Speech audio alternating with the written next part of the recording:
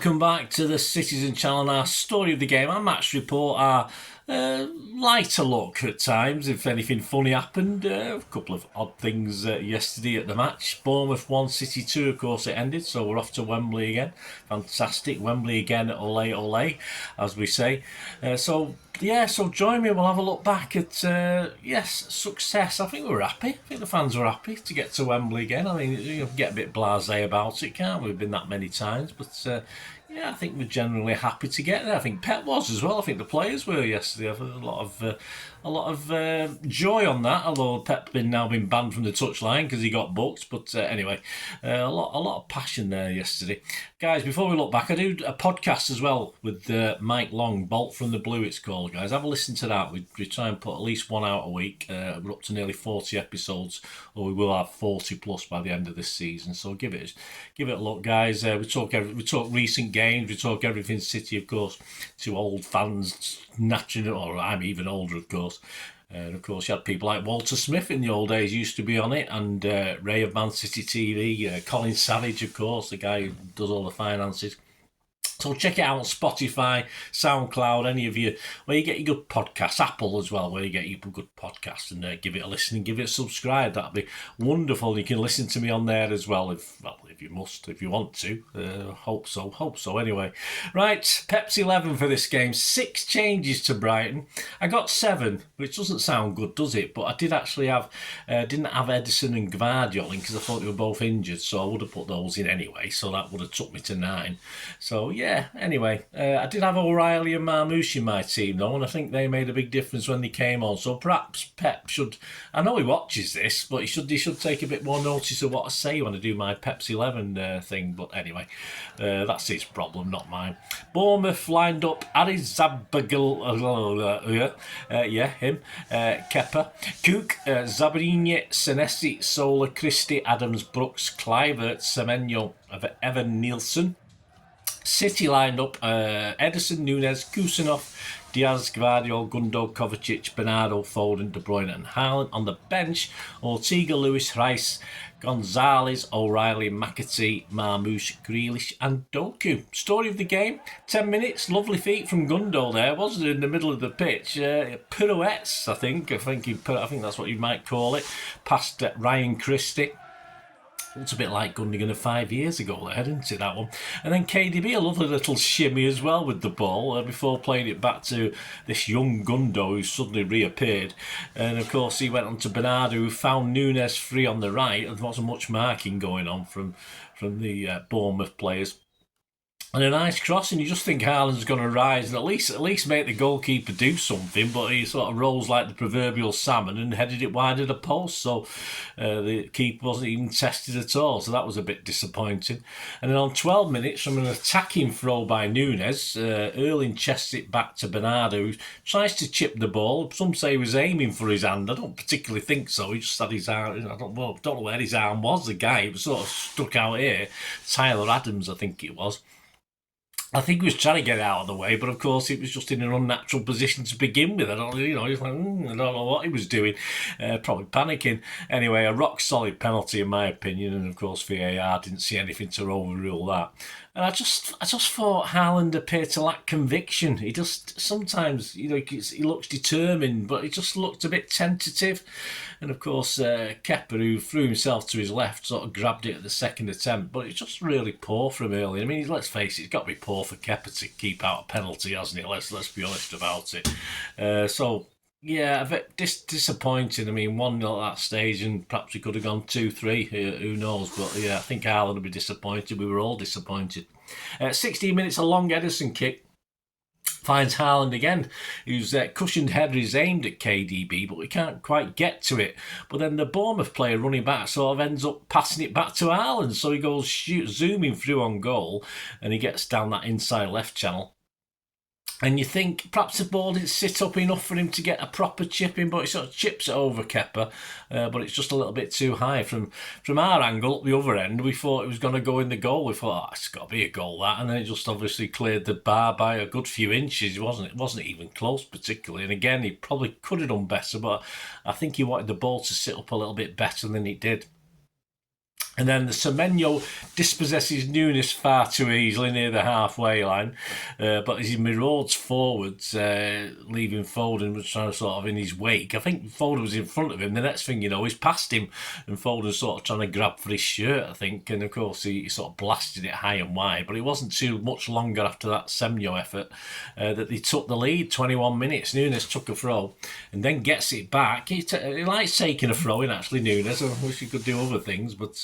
Anyway, he played a terrible ball right across the pitch that just ended up with Cook collecting it, and he slipped a simple ball out to Brook on the right, who swivelled and chipped it Kluivert. Doesn't get the contact he wants, but it's obviously going goal bound, and just to make sure, of course, Ederson's nowhere. He's wrong-footed. He can't re-manoeuvre himself, and Evan Nielsen follows up and just smashes it into the net, basically, with, I think it was Kusanov, wasn't it, trying to get back, but no luck with that one. So 1-0 down, probably against the run of play, in fairness. 32 minutes, Haaland creeps round the back of the crowd. I think it was a corner. He could only nod the ball out again, though. I told him to improve his heading. 37 minutes, the first yellow card went to Kusanov for fouling someone 30 yards out. I'm not sure he actually meant it. It was a bit of a coming together. I think they had a similar one as well later on. But, of course, the resulting free kick goes out for a corner, and it was very, from our angle, it looked as though it might sneak in the far post, but that was okay. We had a minute injury time, which was enough time for Foden. Put Haaland through down the right, and just enough time to find KDB, who hits row P. Yes, not row Z, because the stands aren't big enough for row Z, are they? But KDB hit row P. Half time, yeah, my thoughts there. I was trying to think back, what was I thinking? So I was thinking, well, we should have been 2 or 3 up before we went 1-0 down. And we need to up our game and bring on a little bit of pace, because those 4 guys in the middle have got no pace whatsoever. And fortunately, yes, eventually, perhaps 45 minutes too late, Pep sends on Nico O'Reilly, comes on for Kusanov, his unusual move in itself. He goes to left back, but then immediately sets off, has a great shot which goes wide. And in 47 minutes, a lovely backflip on the halfway line from Bernardo. Sometimes they don't work those, but this one worked, and Foden picked it up and ran basically to the edge of the box. No one was willing to get a tackle or try and take him on. And yeah, it's just a poor effort. It's pretty easy for Kepa to save it. Usually Phil, he'll smash it into the top corner or something, but he should have really tested the keeper more with that one. But then again, soon enough it was 1-1, 48 minutes. O'Reilly, loads of space. Perhaps the substitution meant that the defenders forgot to mark him. I'm not too sure, but a simple KDB ball for split, between the defender, and he sprints to the edge of the box. And of course, not being greedy like probably 1 or 2 other City players might have been, he spots the big man running at the far post, and of course Haaland slots the ball beautifully in, and the keeper Kepa, depending which angle you look at, looks as though he might have done better, but he couldn't get to it. If you look from behind the goal, there's no way he couldn't get anywhere near it.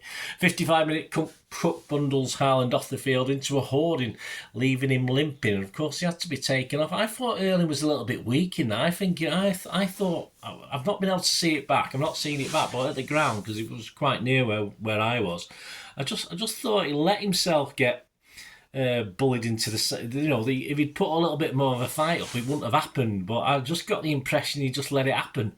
I don't know if he was hoping for a sort of foul or something like that, but of course letting that happen, it rebounded, of course, because he's picked up an injury. So anyway, let me know what you think of that, guys, because as I say, that's just my impression at the game. And I say I've not had a chance to see it replayed on any channel or anything like that.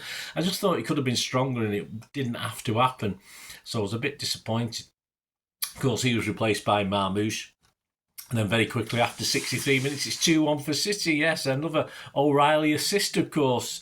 He regains it, plays a nice little flick to Marmouche, who nutmegged the defender and slotted into the corner. But of course, Kepa should perhaps have done better. I think it was a little bit... I think it came between the defender's legs, so I think he was a bit missighted. He couldn't really see. So by the time he sort of got to get down, rather than stick a leg out or a foot out, he was trying to get down with his hand, and it was past him into the net. So, yeah, and then Pep got a yellow card for some ironic applause for something that the referee had done, which means he'll have a touchline ban now for the Leicester City game, which is depressing because we don't do very well when Pep's not in his technical area. When it's happened before, we've not played that well. So, and that's where we've had a good team. So this team is far from good at the moment. 67 minutes, Nunes finds himself keeping the ball in. from a great long Edison kick. It looked so it was going to go out, but Nunes got to it, all credit to him. And of course, Marmoush gets a head on it, but it takes deflection off the defender, and then he sort of takes some of the power off it. It's cleared off the line, and Marmoush almost gets to it again, but he can't get enough on it, and the chance is gone. 69 minutes, Jack Grealish is coming on for Phil Foden. 80 minutes, Kluivert and Scott combine on the left, but when Hill sends in a long throw, Gundo leads a counter-attack and plays a 1-2-3 with Marmoush, who, again, had another shot saved. Yeah, Marmoush did all right. I'd say it was a goal, but a couple of times he got his legs mixed up as though his right was his left and his left was his right. But can't lack his effort. You can't pick on his effort. 82 minutes after a good jinking, turning run. Grealish, yes, one of those things where just shoot, mate, just shoot. But you know he's going to pass it off to someone. And of course, Gundo just stroked a shot, hopefully into the far corner, but of course it hit the post. Gundo and Kovacic left the field to be replaced by Gonzalez and McAtee. We had 7 minutes injury time. I have no idea where they got that from. If it had been the other way around and they'd been winning 2-1, I bet it wouldn't have been 7 minutes. Not a chance. Anyway, on 90 plus 2, some 3 great chances, I think, fell within the space of a few seconds. De Bruyne, McAtee, Marmoush all got shots blocked or decent save from Kepa. Of course, McAtee possibly should have done better with his effort, but it wasn't to be. It wasn't to make it safe. And on 90 plus 5, McAtee got a yellow card as we just sort of controlled the game and allowed it to fizzle out, which was nice to see because we don't control many games for even 5 minutes this season, have we? Interesting stat with The Guardian, my thanks to them. Strange but true stat. This is City's first away win against a team in the top half of the Premier League since the opening weekend when we won 2-0 at Chelsea. Because I was there, although I've been at a few others as well where we've not done that, so I can't really say that's the answer, can I? A deserved win, though, I thought, for City. Bournemouth, I thought they lacked depth in the squad to change anything. Of course, when it went a bit stale from them, they couldn't sort of get any control back in the second half. Fortunately, Pep had 1 or 2 new young things to throw into the mix to win the battle. But yeah, I thought Bournemouth's lack of squad depth, perhaps players coming on just probably weren't good enough to re-establish themselves. Stats, 5 shots for Bournemouth, 2 on target, 17 for City, 7 on target. We had 64% possession. 291 passes for them, 517 for us. Only a pass. This is not a little bit worrying. 68% pass accuracy for Bournemouth, but only 81 for City. Now usually it's 90, 91, 92. That's a hell of a drop. 81%. Now whether that's tactically something Pep's doing now, I don't know. Willing to lose the ball more, I'm not too sure. But that is a worrying stat. We'll keep our eyes on that one over the next few games between now and the end of the season. Percentage, fouls, 14 from them, 12 from us, 3 yellows each. 3 offsides for them, none for us, and 2 corners for them, 4 for us. And man of the match, I think, was generally O'Reilly, and that was agreed with the papers as well. Talking of papers, some headlines: The Guardian back page. David Heitner, 7th heaven Guardiola, delighted by another cup semi-final, as were we all. The Guardian inside David Heitner again. Haaland and Marmoush turned tide to crush Cherry's dream. Ben Fisher, Guardiola masterstroke makes a difference as O'Reilly's endless energy flips the tie around. Yeah, I think it was a big difference in that second half. Just to have legs. It doesn't have to be O'Reilly. It could be any young player. Just makes a bit of skill, of course, a bit of technique. But yeah, we just needed that little bit of upping of pace, didn't we? The iSport back page, O'Reilly saves Pep's day. Inside John West, yeah, nothing to do with fish. Pep's changes keep City semi-attached as Bournemouth run out of steam. The Daily Mail's Oliver Holt, with Pep kicking every ball, City scratched around in the embers of their old glories and found a spark. There's a title. Daily Mirror back page, Mike Walters, bang wallop kid Nico lifts City and Pep says we need our heart. Inside John Cross, rescued in Nico time. I've seen that one before.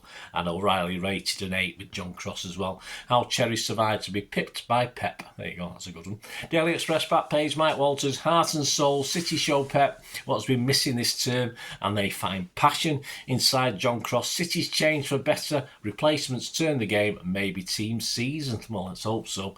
O'Reilly got an 8 from John Cross in that paper.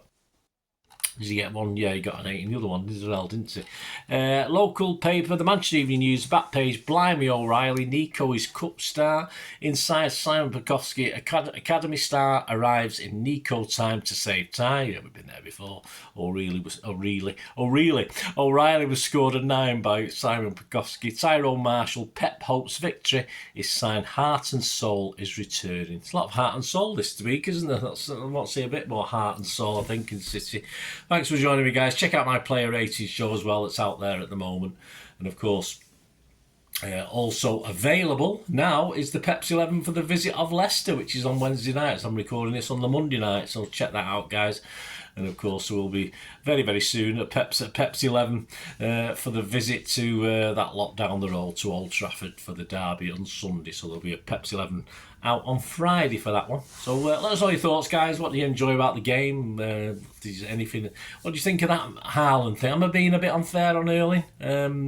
I just thought he could have restrained the running, the hitting the balls. I just thought he could have been a bit harder and not done it. I just thought he was trying to prove something by showing the ref, oh, look what this guy's done to me. Anyway, let me know what you think, because as I say, I've not had a chance to watch it back. That was just my impression from being there, and it was probably 20 yards away where it happened. So that was just my thought at the time. I'm thinking, what have you done that for?